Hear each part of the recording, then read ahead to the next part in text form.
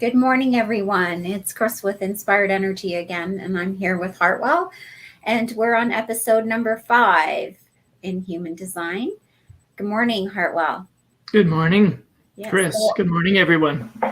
So our subject today is Reflectors, the Discerners and Judges of Humanity. That's an interesting tagline there that we're starting with this morning. So can you just start off today by telling us, how is a reflector defined, and what is the aura or energy of a reflector like, and how is it different from others?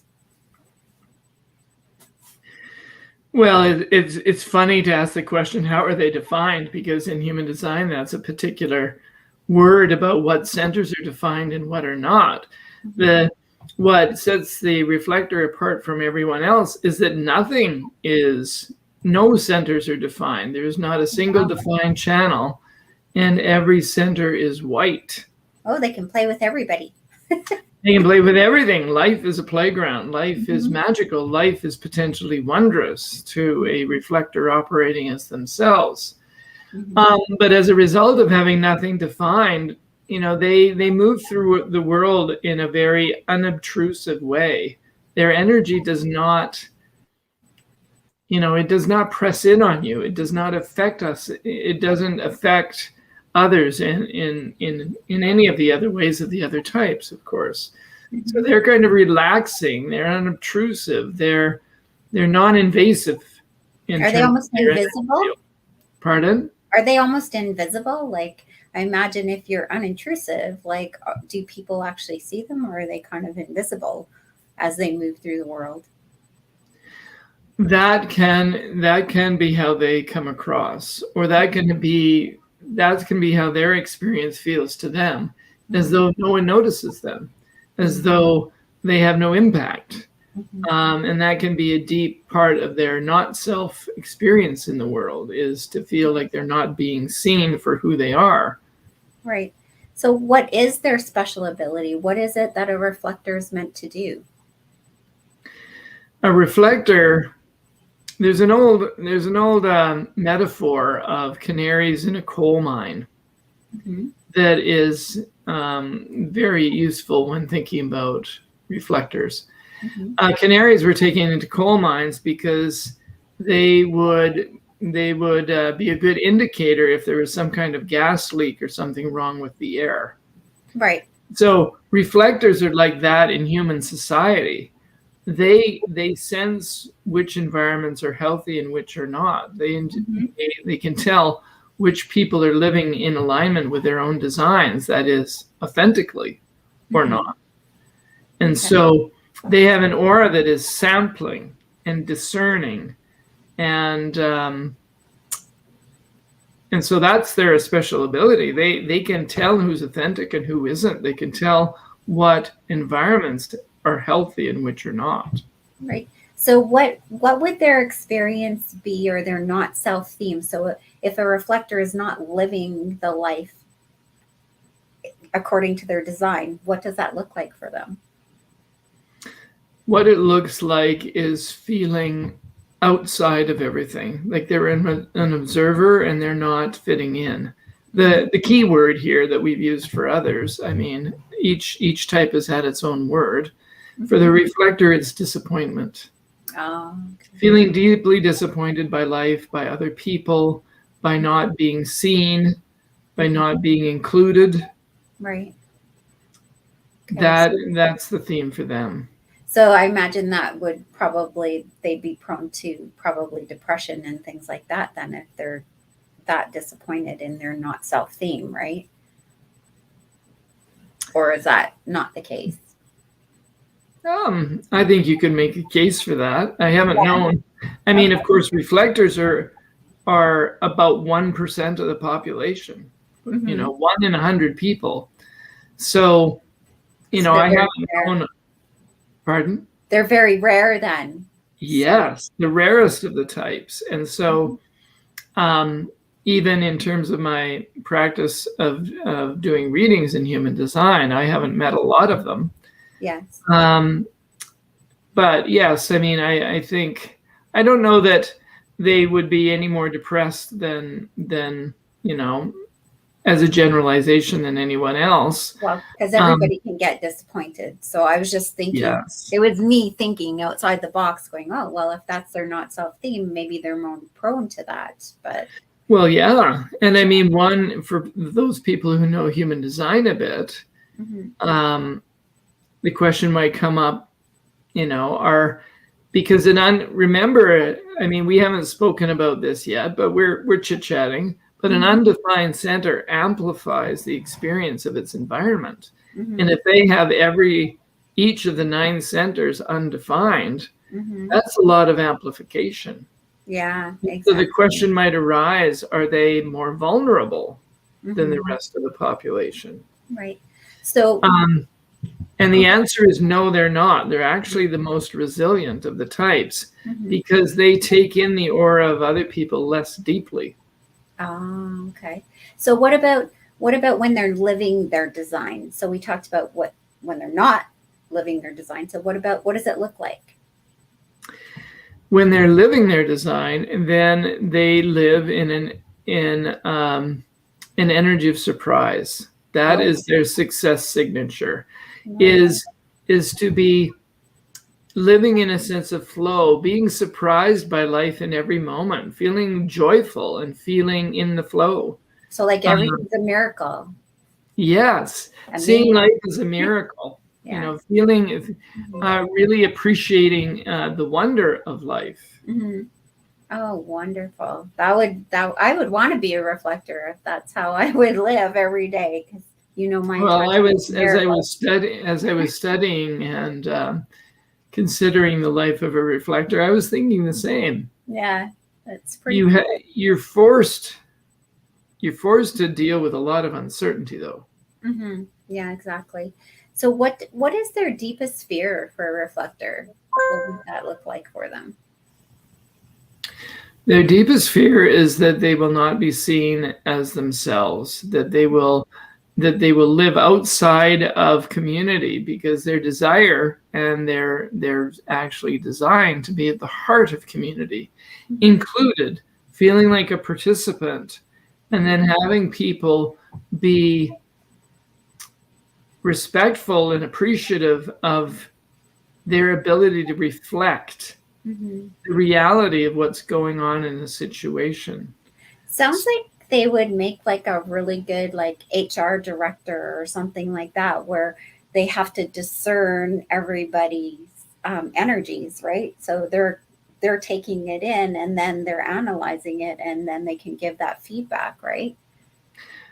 Very much so. The heart of a community, the heart of a business community, where they are valued for their ability to have their fingers on the pulse of the organization in a lot of different ways. Yeah, they can also be very good at group facilitation. We need to find a reflector. Yeah. It's like awesome. I mean, this is more and more what I've been thinking, Kris, is that if we come to understand our own designs intelligently, then we can form groups in communities where, so-and-so is good for this, and I'm not going to try to do that because I'm going to do me, because I'm good at this. And it's very freeing to know who you are in that sense. It's a journey, right? Like I think too, like I watch people come in for human design readings and they come in and they just do one. And then it's like, okay, well, they understand a little bit about who they are, but there's so much that you can delve into and start to understand how you relate to other people. So the talk that we did on manifestors, for example, and we talked about how, people who are labeled as narcissistic could simply be the difference of their operating mode between the anger, the not self theme of the manifestor versus the frustration of a generator. And then that dynamic could cause, that sort of thing to reflect out, right? Yeah, it's like if people are misunderstanding another type, then they will project onto them whatever, right? Yeah, exactly. And then they talk themselves into seeing something as true when it has nothing to do with, say, somebody being ill-intentioned or whatever. Right. It's just the way that they're meant to operate. Yeah. Yes. Yeah, that's pretty And enlightening, see, I think.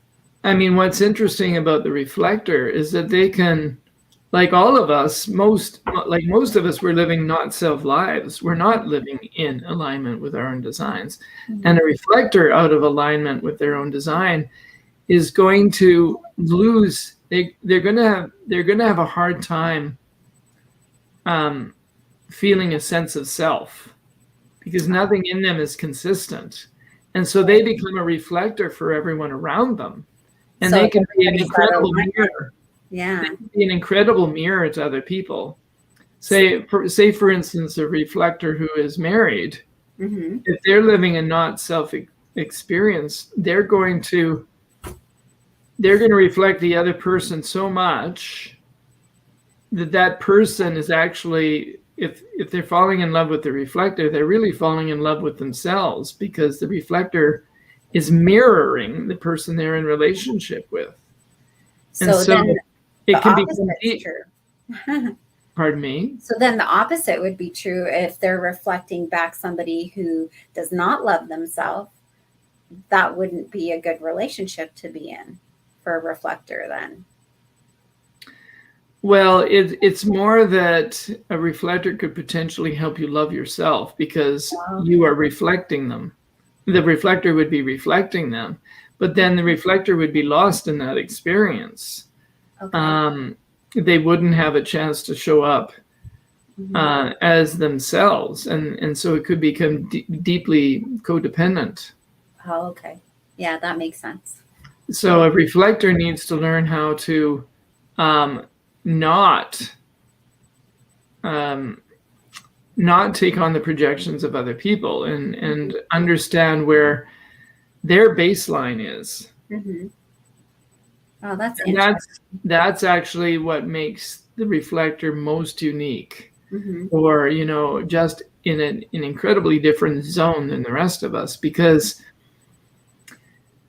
they are attuned to the celestial environment in a way the rest of us are not.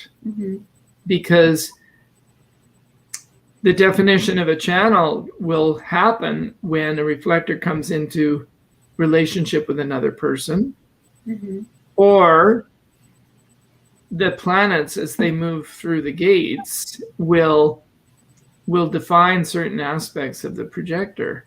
Remember, nothing is consistent, and so they're lunar beings. They're dependent upon the moon, which moves fastest. Okay. And so there can be a regularity, and there is a regularity and predictability of the moon moving through every gate in 28 days. And so that becomes the baseline for them living as themselves. Right. So maybe just to kind of wrap it up here, what can you name some of the most famous projectors that or not projectors, reflectors, sorry about that, that we might know? Well, Rosalind Carter, the wife of Jimmy Carter, one of the presidents of the United States, was a reflector. Some people know about Amachi, who is called the Hugging Saint. She is a reflector. Sandra Bullock apparently is a reflector. Oh, interesting. Richard Burton and H.G. Wells. Those were all reflectors. Oh, there was one other I wanted to mention. Scott Hamilton is what you wrote here on my notes. Yeah, the famous figure skater. Dostoevsky, thank you. A famous Russian novelist. He was a reflector. Right. So is there any last words that you want to say to anybody that may be a reflector out there? Any advice that you might want to give them? Well, I would say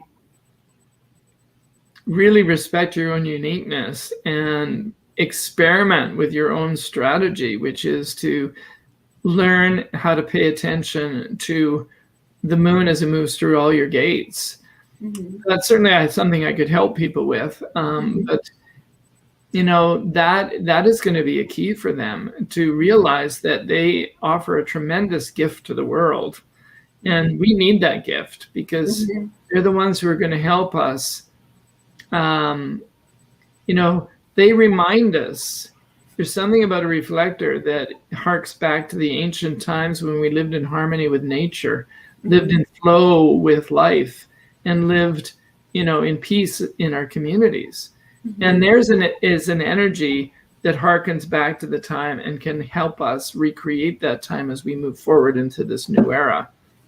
Awesome. Because this new era is going to be less mentally oriented. And it's going to be, we're going to be moving back into a time that is less characterized by the hierarchies produced by the mental focus in civilization. Oh, that's awesome. Well, thank you for sharing that with us.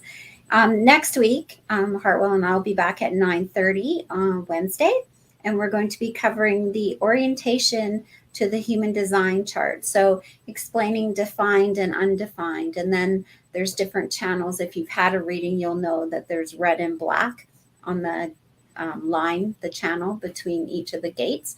So we'll go more in depth in that. So be sure to join us next week at 9:30.